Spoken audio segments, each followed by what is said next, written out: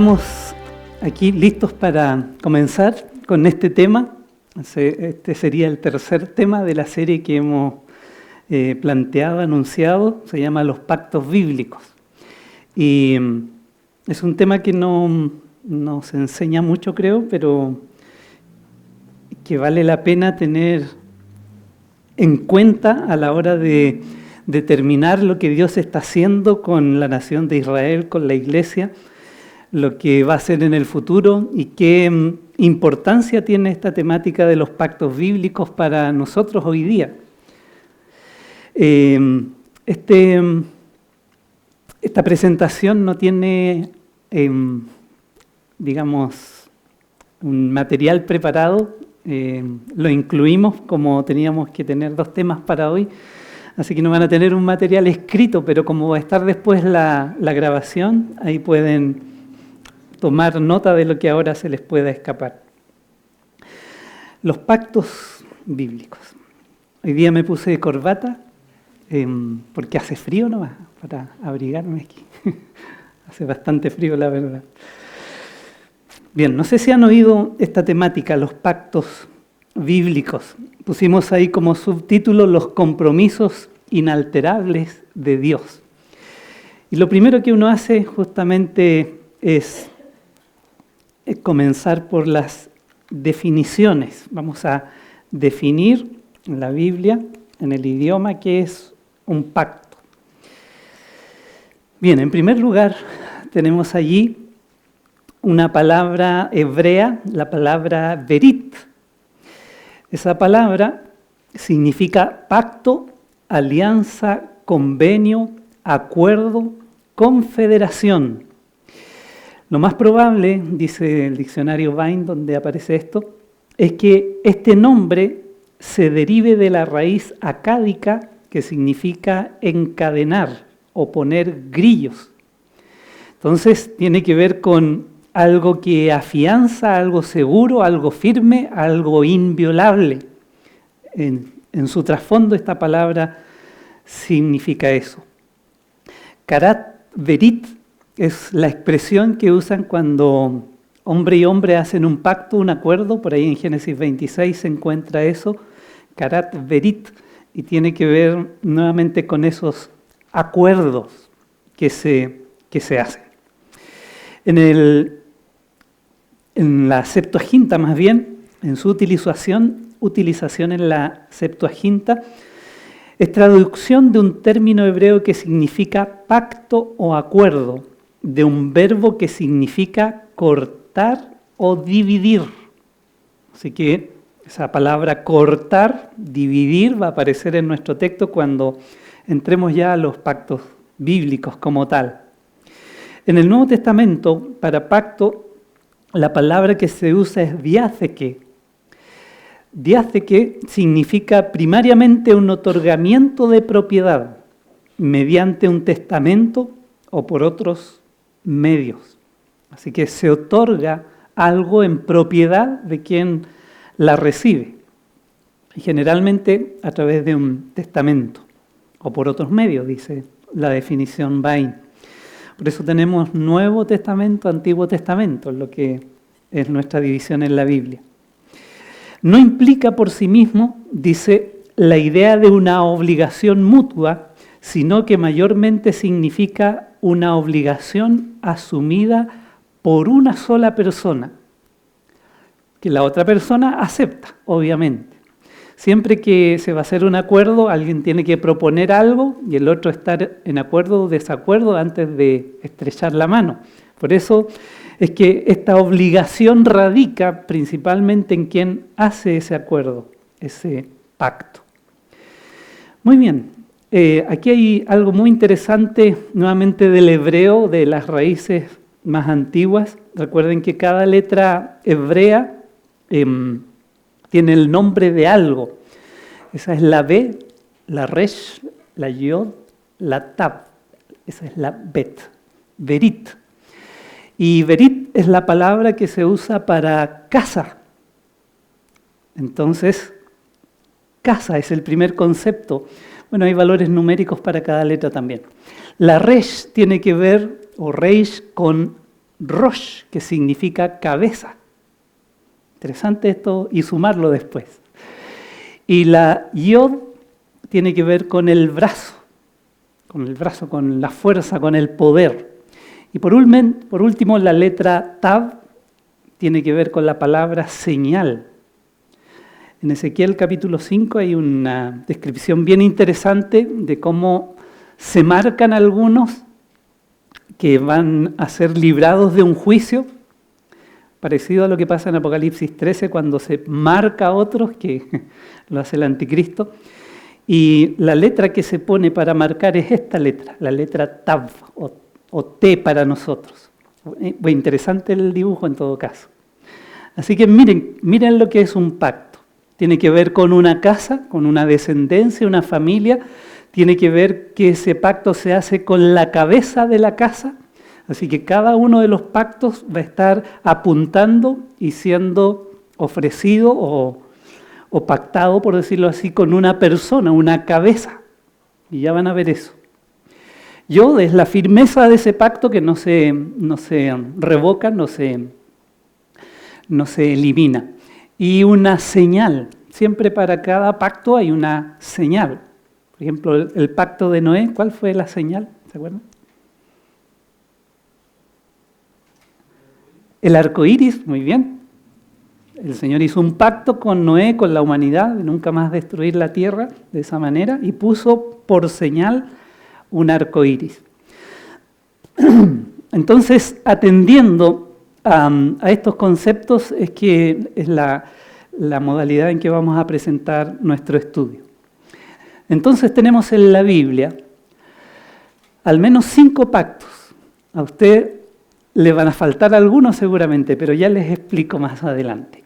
Pacto pusimos a través de Noé, porque se hizo con la humanidad, a través de él. Él es la cabeza, el Rosh de ese pacto. Pacto a través de Abraham. El pacto a través de Moisés, el pacto a través de David y otro pacto último a través de Jesús. Así que esos son los personajes, las cabezas en cuestión que tienen que ver con estos pactos. Noé, a veces se le llama pacto noeico, a Abraham, pacto abrahámico, el pacto mosaico, el pacto davídico, así le llaman los teólogos. El último no sé cómo sería. Si estamos nombrando a los personajes, jesúsico, no suena bien. Pero ese es el nuevo pacto y lo vamos a ver. Y principalmente yo puse, como vimos antes, las cabezas. ¿Quiénes son los que participan en esto? Muy bien, avancemos un poquitito más porque parece que no todos tenemos la misma cantidad de pactos. Acabamos de ver 5.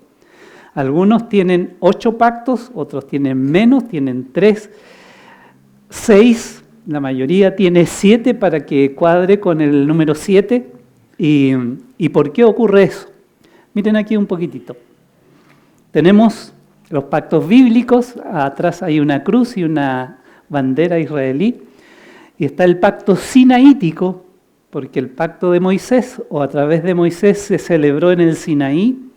El pacto davídico con David, el nuevo pacto, que es el que sella y cumple el Señor Jesús, el pacto abrahámico y el pacto noémico se llama aquí. No es una enfermedad pulmonar, es a través de Noé. Pero además se incluyen estos dos. Bien interesante esto. El pacto edénico y el pacto adámico, es decir, con Adán, en Edén y con Adán. Ahora, estos dos pactos no los podemos encontrar en la Biblia, ni siquiera en Génesis capítulo 1, 2 y 3. No hay en ninguno de los versículos que Dios esté pactando a través de Adán un pacto. Simplemente Él da instrucciones de lo que Adán debe hacer, pero no se celebra ahí un pacto, no se usa la palabra pacto y tampoco se dan los elementos de un pacto en Edén, ni un pacto adámico. Pero ¿por qué existen estos dos pactos? Ahí estaría justito, ¿cierto? 4 y 3 son 7. Pero vamos a ver una cosa interesante. Distinciones importantes pusimos ahí. Hay pactos teológicos y hay pactos bíblicos. Y vamos a definir qué es uno, qué es otro y con cuál nos vamos a quedar. Claramente tenemos que hacer esa distinción, si la Biblia hace esa distinción. Entonces, habrán oído a lo mejor algunos de ustedes que lee o estudia o investiga más de los teólogos del pacto. Los teólogos del pacto son unos hermanos que han vivido a través de la historia, unos hermanos reformados que creen que en la Biblia existen 3 pactos. 3 pactos. Pero por otro lado están los pactos bíblicos, los que estamos estudiando ahora. ¿Cuál es la diferencia entre ambos? En que los pactos teológicos no se encuentran explícitamente en la Escritura. Es decir, los pactos teológicos son deducciones de la Biblia, pero no están expresados claramente en la Biblia. Sin embargo, los pactos bíblicos se llaman bíblicos porque usted los encuentra en la Biblia. Usted ojea la Biblia, es lo que vamos a hacer ahora, y usted va a encontrar la palabra pacto y todos los elementos que constituyen la celebración de un pacto. Así que los pactos teológicos se deducen de la Escritura. No están explicitados en la Escritura, se deducen de la Escritura. Entonces, hay que tener mucho cuidado con eso, de lo que la Biblia dice realmente y lo que no dice, porque uno puede estar yendo más allá de lo que la Escritura realmente dice. Segundo lugar, como le he dicho, estos pactos son 3. Se llama el primero el pacto de redención, el pacto de obras y el pacto de gracia. El pacto de redención, de obras y de gracia. Esos son los pactos que enseñan los teólogos del pacto. El pacto de redención, supuestamente, en algún punto, antes de la creación del hombre, de la fundación de la tierra, supuestamente digo porque no tenemos base bíblica para sustentar eso, la Trinidad, es decir, la deidad, asumió una manera de redimir al hombre y entre las personas de la deidad se ponen de acuerdo para establecer este pacto de redención, llamado así, porque se trata del acuerdo que hace la Trinidad, supuestamente, de cómo va a redimir al hombre. El apoyo bíblico para eso es bien débil, frágil, casi inexistente. Por ejemplo, ellos citan Tito capítulo 1, versículo 1, dice Tito 1, versículo 1 y 2. Pablo, siervo de Dios y el apóstol de Jesucristo, conforme a la fe de los escogidos de Dios y el conocimiento de la verdad que es según la piedad, en la esperanza de la vida eterna, la cual Dios, que no miente, prometió desde antes del principio de los siglos. Ese es el texto de apoyo. La verdad que no habla de las 3 personas de la deidad haciendo un pacto, mucho menos un acuerdo, simplemente eso está en el preconocimiento divino. Pero otra cita es Hebreos capítulo 13. Hebreos 13, dice el verso 20, y el Dios de paz que resucitó de los muertos a nuestro Señor Jesucristo, el gran pastor de las ovejas, por la sangre del pacto eterno. En el contexto, ese pacto eterno, en el contexto del libro de Hebreos, tiene que ver con el pacto que Dios hizo con Abraham. No es que se haya celebrado en la eternidad pasada, sino que es el pacto que Dios hizo con Abraham, que es un pacto eterno.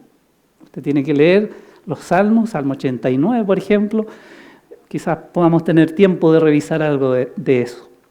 Después está el pacto de obras. Este pacto de obras tiene que ver con ciertas bendiciones de parte de Dios que son condicionales al mérito humano, y tienen su origen en la teología amilenarista. La teología amilenarista trabaja sobre estos pactos teológicos. Entonces ellos quieren resumir que la verdad lo que hacen es reducir la Escritura a estos 3 pactos. Realmente es un atrevimiento para mí hacer todo el detalle que tenemos a través de toda la Escritura, reducirlo a 3 pactos que ni siquiera están mencionados claramente en la Escritura. Pero el tercer pacto, el pacto de gracia, tiene que ver con la gracia divina a la humanidad. Entonces se supone que este pacto de obras Dios lo celebró con Adán. Por eso es que aparece un pacto adámico. Entonces Adán tenía que obedecer ese pacto, y nuevamente les repito, no aparece esa palabra en Génesis capítulo 2. Ese pacto de obras supuestamente, y como Él nos representa como humanidad, entonces ahí está incluido. Bueno, eso no enseña, no dice la Biblia. Entonces el pacto de gracia estaría, según ellos, en el capítulo 3 de Génesis. Génesis 3:15.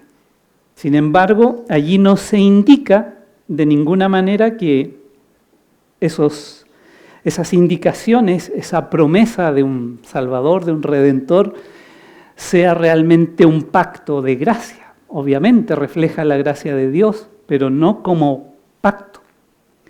Así que, en resumen, miren aquí. El primero de esos 3 tiene muy débil apoyo en la Escritura. Hemos visto 3 textos que nada dicen. Y el segundo y el tercero no tienen ningún apoyo bíblico. Sin embargo, esta teología del pacto, o los teólogos del pacto, hermanos reformados, hacen mucho énfasis en estos pactos. Realmente someten al texto bíblico a estos pactos, mayores le llaman ellos.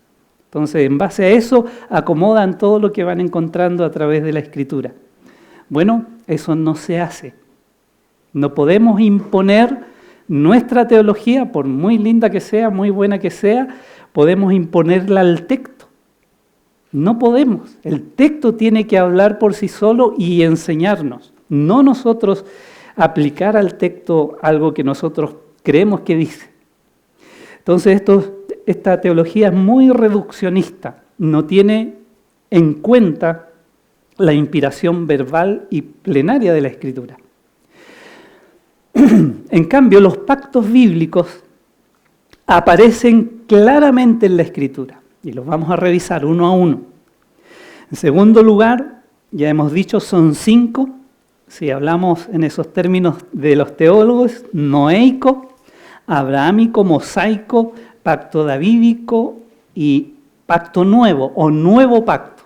Esos serían los 5 pactos bíblicos. Así que este estudio se llama los pactos bíblicos, no los pactos teológicos. Así que no se vayan a confundir.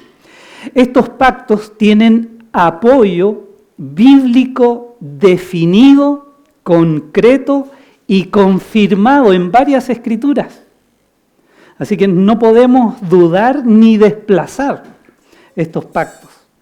Yo he oído hermanos que enseñando los pactos teológicos ni siquiera mencionan que hayan pactos como estos. De ninguna manera. Así que vamos a ver. Ahí a alguien a lo mejor le falta el pacto palestino. ¿Han oído de un pacto palestino? O de la simiente que se va a multiplicar de Abraham. Bueno, lo que pasa es esto, que el pacto a través de Abraham incluye la tierra, la simiente y la bendición. Muy bien, vamos a ir avanzando uno por uno. Vamos a buscar capítulo 9 de Génesis. Génesis capítulo 9.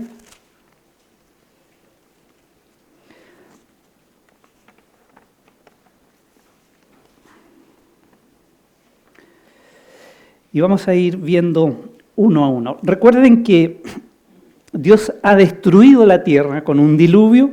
Aquí no nos vamos a detener mucho, pero tenemos que mencionarlo.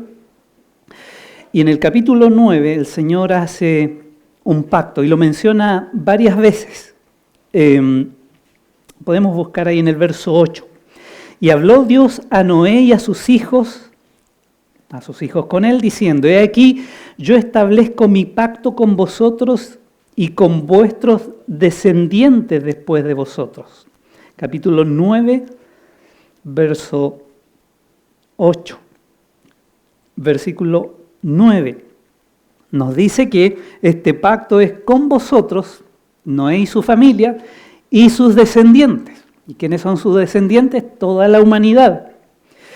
Y con todo ser viviente, así que tiene que ver con animales también, que está con vosotros, aves, animales, toda bestia de la tierra que está con vosotros, desde todos los que salieron del arca hasta todo animal de la tierra. Estableceré mi pacto con vosotros y no exterminaré ya más toda carne con agua de diluvio, y no habrá más diluvio para destruir la tierra. Así que el Señor se compromete, y ahí está la cabeza, que es Noé, con este compromiso de nunca más destruir la tierra con agua. Dice el verso 12, esta es la señal del pacto que yo establezco entre mí y vosotros. Fíjense quién establece el pacto. Mí, o sea, yo, Dios mismo, y vosotros. No es entre Adán y Dios, o Dios y Noé, Noé y Dios, sino que entre Dios y Noé. Así que es un pacto que nace de la iniciativa divina. Y dice, más adelante, y todo ser viviente que está con vosotros, por siglos perpetuos. ¿Qué significa eso? Para siempre. Muy bien, noten esos detalles. Mi arco he puesto en las nubes, el cual será por señal del pacto entre mí y la tierra. Y sucederá que cuando haga venir nubes sobre la tierra, se dejará ver entonces mi arco en las nubes. Y me acordaré del pacto mío. Así que es un pacto universal para todo el planeta, para todas las generaciones. Usted donde vaya en este planeta va a poder encontrar y ver, ¿cierto?, en esos días nublados de llovizna, el arco iris, en todo el planeta.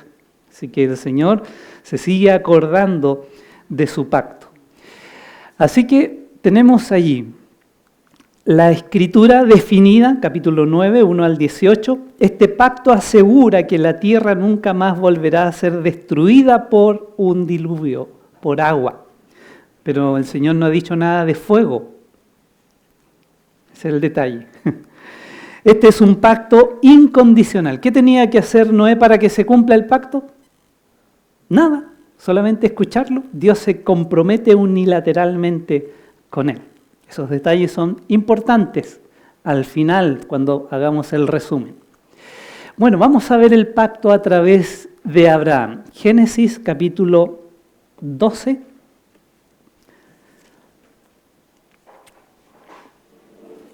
Realmente el pacto literalmente está en el capítulo 15. Vamos a buscar mejor el capítulo 15. Después vamos a leer el 12.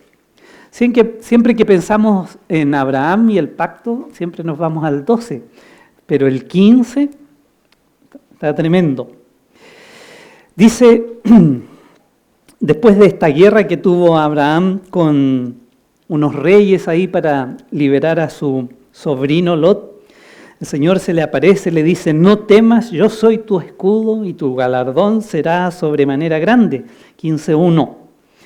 Así que dice el verso 4, luego vino a él palabra de Jehová diciendo, no te heredará refiriéndose al esclavo, sino un hijo tuyo será el que te heredará. Y lo llevó fuera y le dijo, mira ahora los cielos y cuenta las estrellas, se las puedes contar. Y le dijo, así será tu descendencia. Ahí en la fotografía, en la ilustración, podemos ver él tratando de contar las estrellas. Quizás estaba ahí cuadrante 1, 8 millones, no, tratando de contar.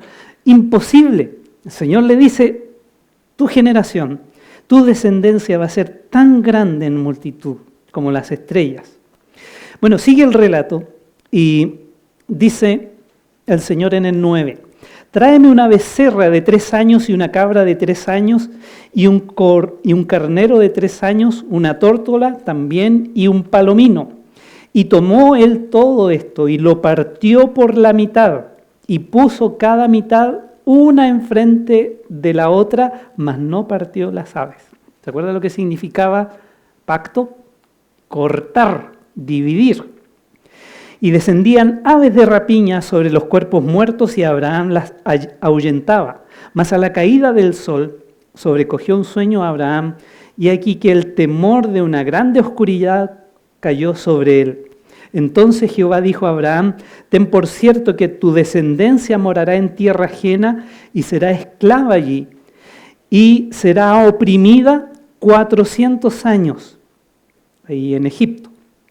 Más también a la nación a la cual servirán juzgaré yo, y después de esto saldrán con gran riqueza. Y tú vendrás a tus padres en paz y serás sepultado en buena vejez.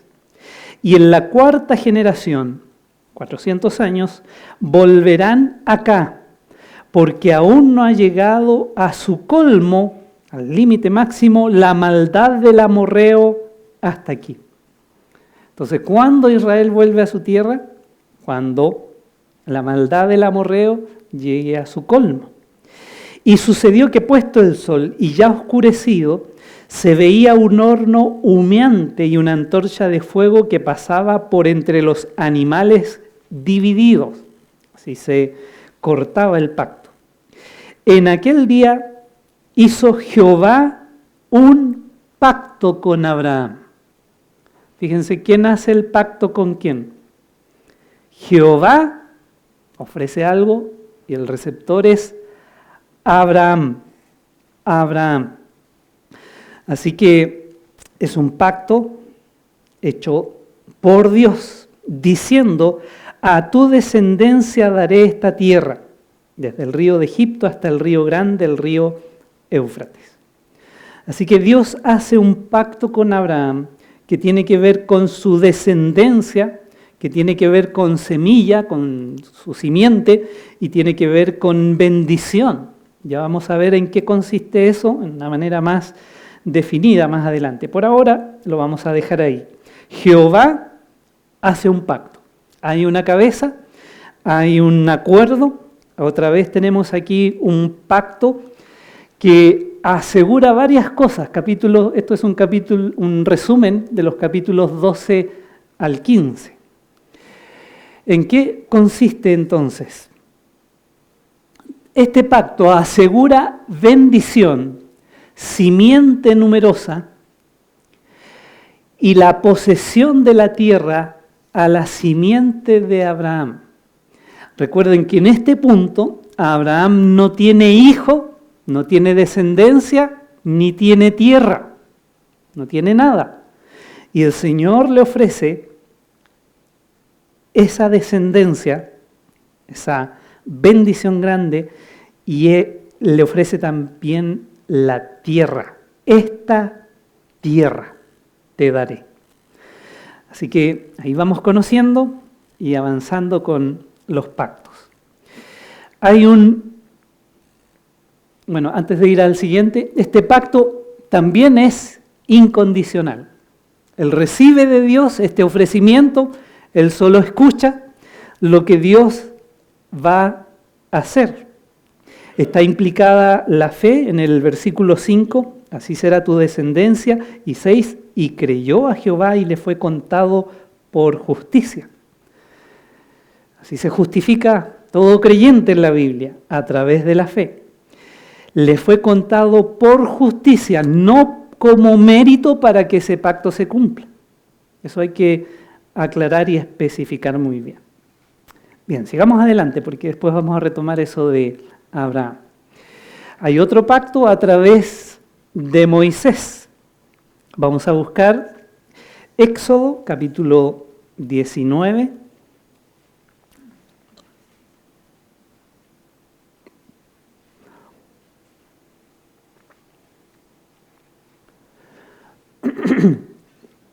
No está ahí en la pantalla, pero quiero que veamos unos detalles aquí. Capítulo 19 describe la llegada de los israelitas aquí al Sinaí. Y dice en el 5, ahora pues si diereis oído a mi voz y guardareis, ¿qué cosa? Mi pacto. ¿Qué tiene que hacer? Guardar el pacto. Se menciona la palabra, está Moisés como el cabeza, el que recibe esto para llevarlo al pueblo. Todos esos datos recogemos aquí. Y si guardaréis mi pacto, dice, vosotros seréis mi especial tesoro sobre todos los pueblos, porque mía es toda la tierra. Es decir, entre todas las naciones del mundo, los israelitas van a ser un pueblo especial al recibir ese pacto que Dios va a concretar con ellos. Y dice el 6, y vosotros me seréis un reino. Un reino, eso es muy importante por lo que viene más adelante, el pacto con David. Reino de sacerdotes y gente santa apartada. Estas son las palabras que dirás a los hijos de Israel. Ese es el mensaje, así que va a celebrarse un pacto que ellos deben guardar. 21, y habló Dios todas estas palabras diciendo, yo soy Jehová tu Dios que te saqué de la tierra de Egipto de casa de servidumbre. Claramente ese pacto se está celebrando con la nación de Israel. Capítulo 20, 21, 22 en adelante está la descripción de este pacto. Vamos al capítulo 24. Ahí están en el 20 los 10 mandamientos que nosotros conocemos muy bien, porque hay estipulaciones aquí que son morales, diríamos, espirituales también, civiles y religiosas, o ceremoniales, como se le llama, y todo esto está descrito en todos estos capítulos hasta el capítulo 33. Así que allí se describen esos elementos del pacto. Pero el capítulo 24 dice en el versículo 7, y tomó, se refiere a Moisés, el libro del pacto y lo leyó a oídos del pueblo, el cual dijo, haremos todas las cosas que Jehová ha dicho y obedeceremos. Así que ese pacto de Dios con su pueblo Israel fue o quedó por escrito. Entonces, una vez escrito, Moisés lo lee delante del pueblo y el pueblo responde a ese pacto. Haremos todas las cosas que Jehová ha dicho y obedeceremos. En el verso 12 dice, entonces Jehová dijo a Moisés, sube a mí al monte y espera allá y te daré tablas de piedra y la ley y los mandamientos que he escrito para enseñarles. Ley significa instrucción, enseñanza. Así que este pacto se basa en la obediencia humana y fue quebrado casi al mismo momento de ser concertado. ¿Recuerdan lo que pasó? Moisés se demoraba en el monte. ¿Y qué hace el pueblo de Israel en el capítulo 32? Un becerro de oro. O sea, quebranta el primer mandamiento prácticamente en el mismo momento que se celebra el pacto. Tomó el libro del pacto y lo leyó, y el pueblo dijo: haremos todas las cosas y obedeceremos. Así que este pacto es un pacto condicional, no es un pacto incondicional, es un pacto condicional. Israel o el pueblo tiene que obedecerlo. Se va a encontrar muchas veces después que el pueblo de Israel viola ese pacto. Habéis invalidado mi pacto, le dice el Señor a Israel, por su pecado, por su maldad, por su transgresión. Así que este pacto con Israel es un pacto condicional. Si el pacto con Abraham era unilateral, Dios se compromete a hacer algo, este es bilateral. Dos personas que dicen: de acuerdo, eso vamos a hacer respecto a lo que tú me entregas. Miren, los profetas nos enseñan que incluso el pueblo cortó el becerro de oro en dos y pasó por el medio. No sé si ha leído alguna vez esa parte. Pero es increíble porque están de alguna manera mofándose del pacto. Porque están haciendo lo que Dios hizo con Abraham. Terrible. Por eso vemos en el capítulo 32, versículo 28, y los hijos de Leví lo hacen conforme al dicho de Moisés: y cayeron del pueblo en aquel día como 3,000 hombres. Fue una terrible matanza la que ocurrió a causa de este becerro de oro, a causa de este desenfreno, a causa de este sacrilegio que comete el pueblo con ese becerro de oro. Mire, le hago un clic nomás, un ganchito. Esto es extra. Cuando se dio la ley, murieron como 3,000 personas.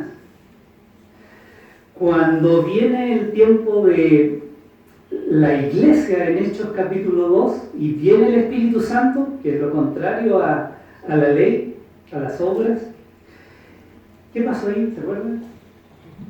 Vivieron, diríamos, porque fueron evangelizados y se convirtieron como 3,000 personas. Mire, ambos pactos. El pacto mosaico comienza con una mortandad de 3,000.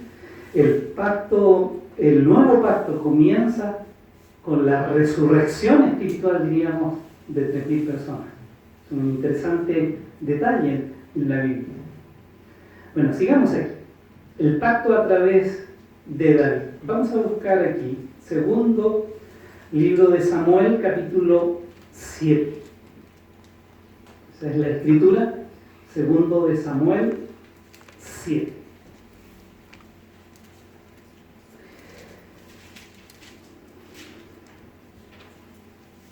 Está hablando Jehová a través de Natán el profeta con el rey David. El rey David está inquieto porque él vive en una casa de cedro, dice, y el arca del pacto en una tienda, y él propone en su corazón construir un templo. Entonces, en esos pensamientos el Señor interviene en su vida y hace esta promesa, este pacto con el rey. Dice así: además, en el verso 10, yo fijaré lugar a mi pueblo Israel y lo plantaré para que habite en su lugar y nunca más sea removido, ni los inicuos le aflijan más como al principio. Desde el día en que puse jueces sobre mi pueblo Israel, asimismo Jehová te hace saber que Él te hará casa. Verso 12. Y cuando tus días sean cumplidos y duermas con tus padres, yo levantaré después de ti a uno de tu linaje, el cual procederá de tus entrañas, y afirmaré su reino. Él edificará casa a mi nombre, y yo afirmaré para siempre el trono de su reino. Yo le seré a él padre, y él me será a mí hijo. Y si él hiciere mal, yo le castigaré con vara de hombres y con azotes de hijos de hombre. Pero mi misericordia no se apartará de él como la aparté de Saúl, al cual quité de delante de ti.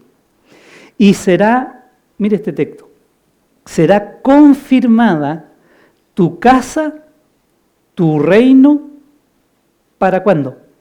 Para siempre, delante de tu rostro, y tu trono será estable eternamente. Nuevamente se hace un pacto con una cabeza que es David, y este se llama el pacto davídico. Este pacto asegura que el trono de David, su linaje y su reino serán eternos. Nuevamente, este pacto es incondicional. Dios lo está ofreciendo de una manera libre a David, su siervo. Verso 17, conforme a todas estas palabras y conforme a toda esta visión, así habló Natán a David. Entonces, entró el rey David y se puso delante de Jehová y dijo: Señor Jehová, ¿quién soy yo y qué es mi casa para que tú me hayas traído hasta aquí?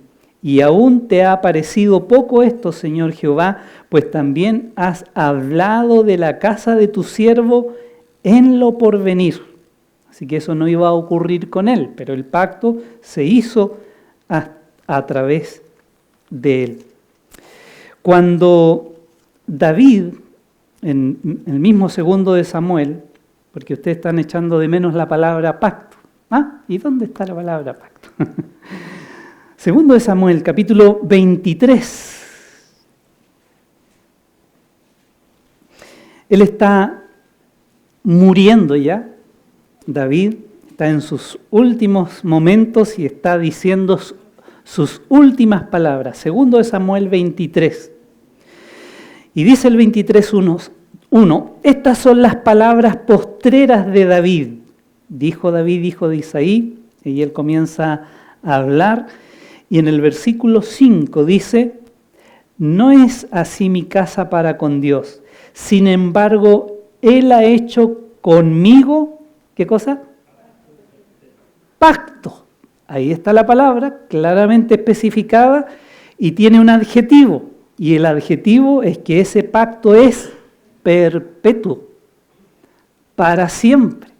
Ahí Salmo 111, Salmo 105, se habla de pactos sempiternos, perpetuos, para siempre, ordenando en todas las cosas, y será guardado, ordenado en todas las cosas, y será guardado, aunque todavía no haga Él florecer toda mi salvación y mi deseo.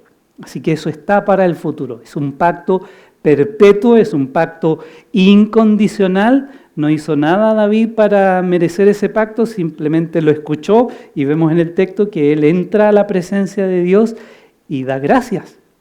Se siente indigno, obviamente, y da gracias al Señor. Es un pacto unilateral, incondicional de Dios con David. Trono, linaje, reino, eternos, nuevamente, eternos, esa palabra es muy importante. Bien, el pacto a través de Jesús, como lo hemos llamado, porque si bien hay una profecía que vamos a examinar muy bien, hay un cumplimiento, y vamos a ir a ese cumplimiento. Busquen en Mateo capítulo 26.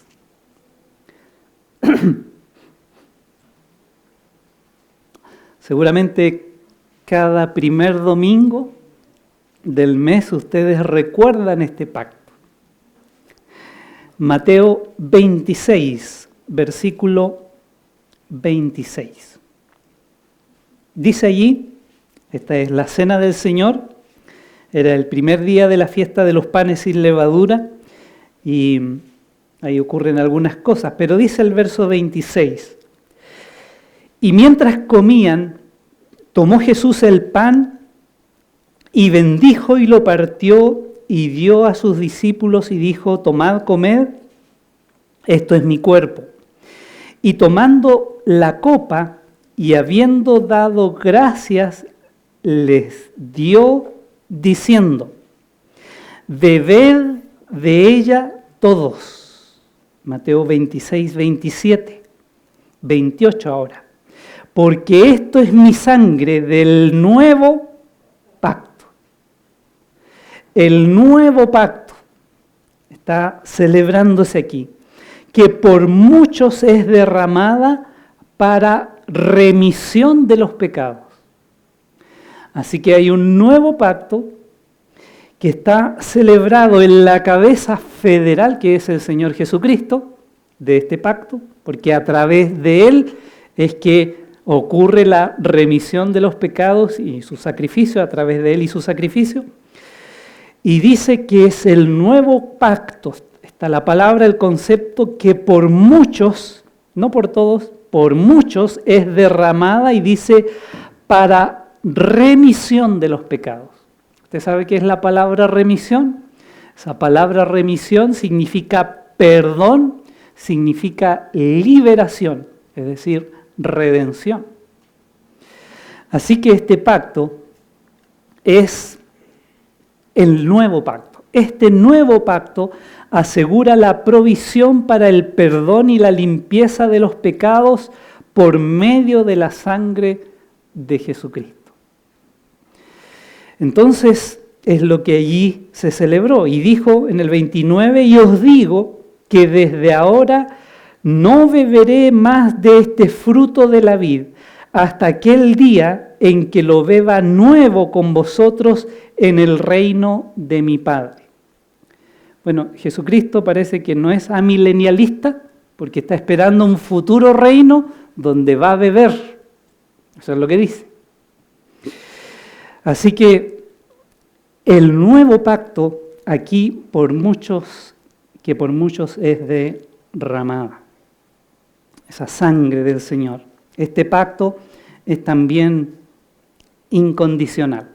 Si usted cree en la elección y todo eso, no vamos a entrar ahí. Lo vamos a dejar en que este pacto es incondicional. Ahí ustedes pueden estudiar eso, porque ese es un camino largo, profundo y importante, por supuesto. Bien, vamos a ver en segundo lugar, nuestro segundo apartado es el pacto de Dios con